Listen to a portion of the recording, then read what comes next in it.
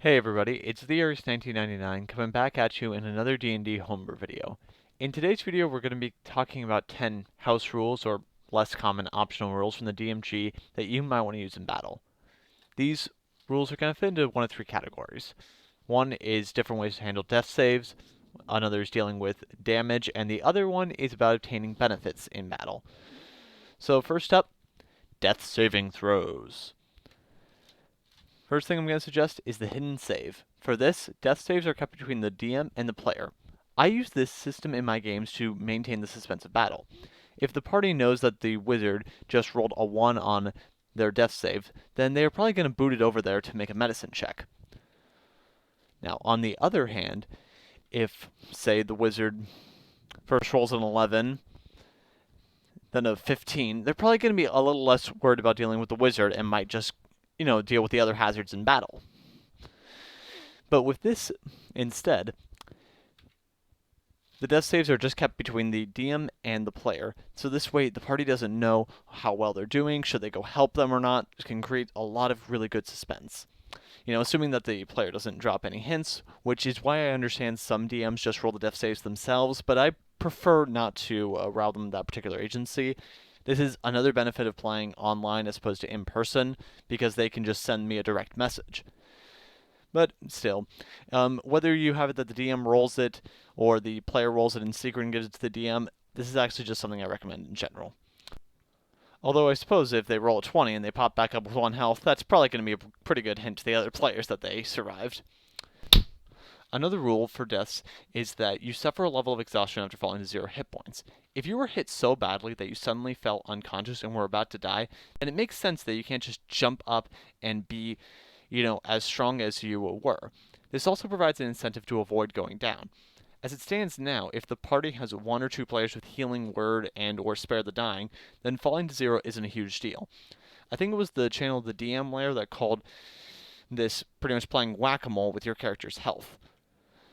And, it also makes a lot of sense if you just suffer like 6 nearly fatal wounds in a single day. The last one is probably going to kill you.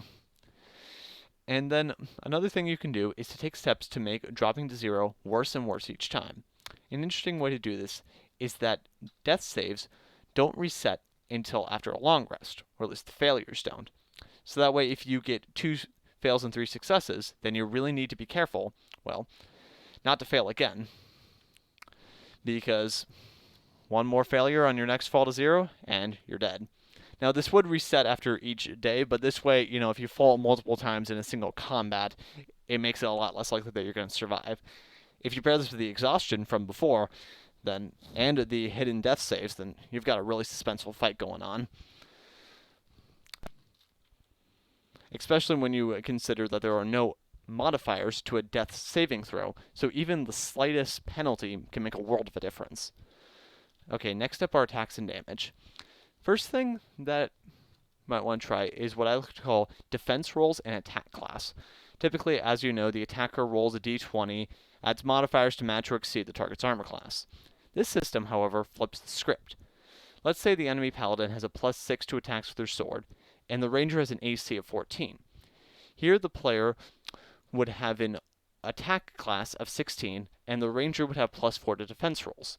I would say that the roller still wins ties here, so the roller wants to get at least a 12 to block the hit.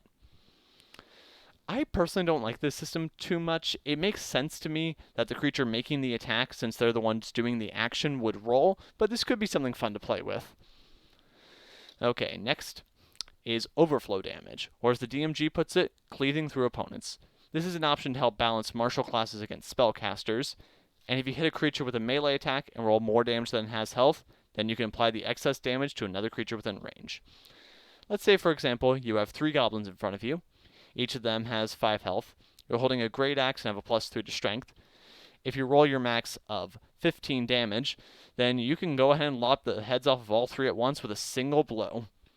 I might also apply this to certain thrown items, like if you throw a javelin and there's a creature directly behind the one you're targeting, then after you kill the first creature, you can do overflow damage to the second.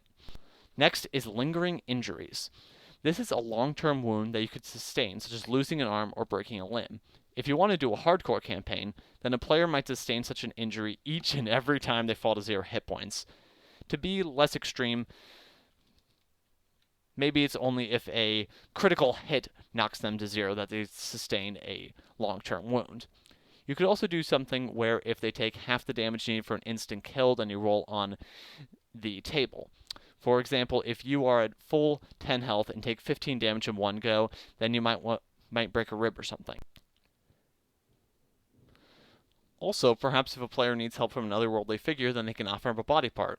Hey, what did it cost you to escape the 9 hells? An arm and a leg. By the way, if you don't want to make your own permanent injury table, then there is one on page 272 of the Dungeon Master's Guide.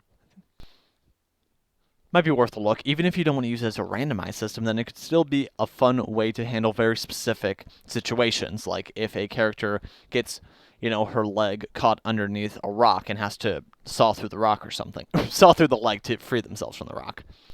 Now, related to injuries is weapon health. You can't just swing around a sword forever without maintaining it. Eventually it's going to break or go dull, become brittle. Maybe it'll even just bend. Likewise, something like a bowstring can give out, a neck could fray, and an axe head might fall off. Having weapons wear out like this helps reinforce actions having consequences, and it encourages trying out different weaponry. If you want, perhaps you can have a player make a tally mark each time they use a particular weapon. Then after 30 tallies, it gets -1 to attack and damage, -2 at 40, and then after 50 tallies, it breaks and needs to be repaired. If that seems like too much, well, then maybe they only mark tallies when they roll a 1, and then after 5 ones, their weapon gets damage. I think this is a good compromise between rolling a 1 not being too game-breaking, but it's still having some level of consequences if you like playing with critical misses. Then after it breaks, well, they can either buy a new weapon, maybe they just pull another one from their collection that they've picked up over the campaign, or maybe they just go into town to have it repaired. And you could do a similar thing for armor, where each time it takes massive hits, you give it a tick mark, and then it needs to be repaired. Last section, bonuses in combat. First up, the plan.